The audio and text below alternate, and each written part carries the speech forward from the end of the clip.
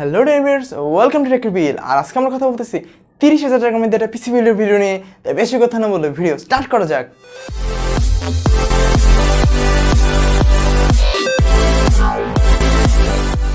Processor হিসাবে এখানে আমরা ইউজ করতেছি AMD Ryzen 3 4350G।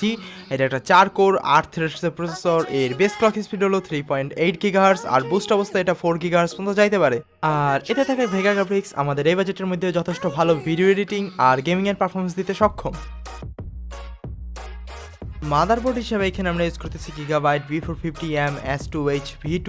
আর এতে ডিসপ্লে আউটপুটের জন্য রয়েছে একটা DVI-D, D-Sub আর একটা HDMI পোর্ট। র্যাম হিসাবে এখানে আমরা ইউজ করতেছি Kingston Fury Beast 8GB 3200 MHz এর একটা স্টিক।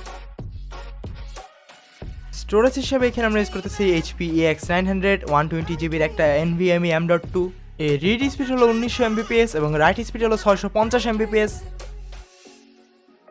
পাওয়ার সাপ্লাই হিসাবে এখানে আমরা ইউজ করতেছি ফার্স্ট প্লেয়ার FK 300 ওয়াটের এই পাওয়ার সাপ্লাইটা, যা আমাদের প্রত্যেকটা কম্পোনেন্টকে পাওয়ার আপ করার জন্য যথেষ্ট। কেস হিসাবে এখানে আমরা ইউজ করতেছি ভ্যালুটপ VTB703 এই কেসটা। আর এই কেসটা অলরেডি প্রি ইনস্টলড অবস্থায় দুইটা ফ্যান থাকে, তাই ফ্যানের জন্য এক্সট্রা কোনো খরচ করতে হবে না। তো এই ছিল আমাদের 30,000 টাকার মধ্যে একটা পিসি বিল্ডের ভিডিও। আশা করি ভিডিওটা ভালো লাগছে। So thanks for watching, see you guys in the next video.